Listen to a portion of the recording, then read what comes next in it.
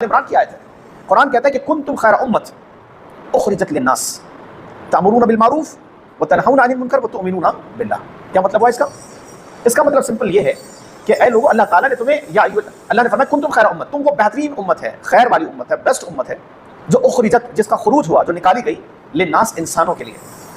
اور جب آپ انسانوں کے لیے نکالے گئے، نو ڈاؤٹ یقیناً نکالے گئے، تو کس کام کے لیے اللہ تعالیٰ نے تمہیں مبعوث فرمایا؟ کس کام کے لیے اٹھایا؟ کس کام کے لیے تمہیں سٹارٹ کیا؟ اللہ تعالیٰ نے فرمایا کہ تأمرون بالمعروف، تم نیکی کا کیا کرتے ہو؟ حکم دیتے ہو. وتنہون عن المنکر، اور منکرات سے روکتے ہو. میرے بھائیوں اور میری بہنوں، میں آپ کو یہ سنس دینا چاہتا ہوں کہ قرآن کی یہ آیت ایک بہت ریولوشنری آیت ہے اگر آپ اسے انڈرسٹینڈ کریں.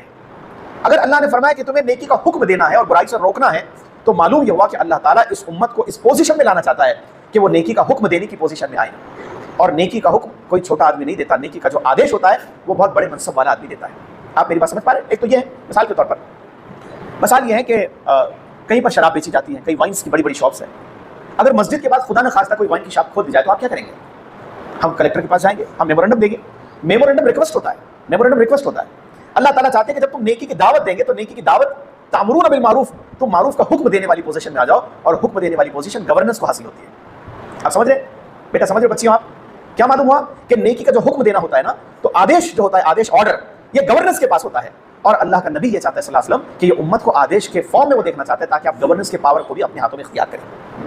دوسری مثال میں آپ سے دیتا ہوں، اور مثال نمبر سیکنڈ یہ ہے. ایک حدیث کو لیجیے. اللہ کے نبی صلی اللہ علیہ وسلم فرماتے ہیں، آپ نے فرمایا کہ جب تم میں سے کوئی، اے لوگوں، جب تم میں سے کوئی برائی دیکھیں، من رأى منکم منکرا فلیغیرہ بیدہ وإن لم یستطع فبلسانہ وإن لم یستطع فبقلبہ وذلک ضعف الایمان، او کما قال علیہ الصلوۃ والسلام. حدیث ختم ہو گئی.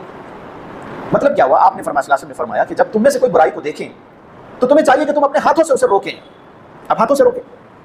وإن لم یستطع، اگر اس کی استطاعت، طاقت، ایبلٹی، کیپیبلٹی آپ میں نہیں ہو تو فبلسانہ، تو پھر اپنی، بولیے آپ، اسے زبان سے برا بولے کہ یہ تو ٹھیک نہیں ہے بھائی، یہ نہیں چل سکتا ہے. وإن لم یستطع، اگر اس کی بھی استطاعت نہیں ہے تو فبقلبہ، کیا مطلب ہوا؟ پھر اپنے دل سے اس برائی کو برا جانے. مگر یاد رکھو ذالک هو اضعف الایمان، یہ تمہارے ایمان کا سب سے کمزور ترین، ضعیف ترین حصہ ہے. یہ حدیث تو آپ نے سب سنی، بہت دفعہ سنی، کئی مرتبہ آپ کو یاد ہو گئی. میں اس سے یہ پوچھنا چاہتا ہوں، کیا معاملہ ہے؟ جب برائی دیکھے تو ہاتھ سے روکے، ہاتھ میں طاقت نہیں تو لسان سے بولے، لسان نہیں تو دل میں جانے.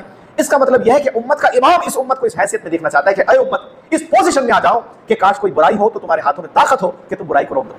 اور یہ طاقت صرف گورننس کے پاس ہوتی ہے. گویا کہ آپ اپنی نسل نو کو تربیت دیجئے کہ آپ کو چھوٹی چھوٹی کلاسوں میں ٹاپ بننا نہیں ہے، بلکہ آپ کو ایک ملک کی قیادت آپ کے سامنے آنے والی ہے. اس نتیجے سے اگر آپ اپنی اولاد کی تربیت کرتے ہیں تو انشاءاللہ تعالیٰ پھر آپ کی خاندانوں سے، آپ کی گودوں سے بڑے بڑے مجاہدین پیدا ہوگی انشاءاللہ.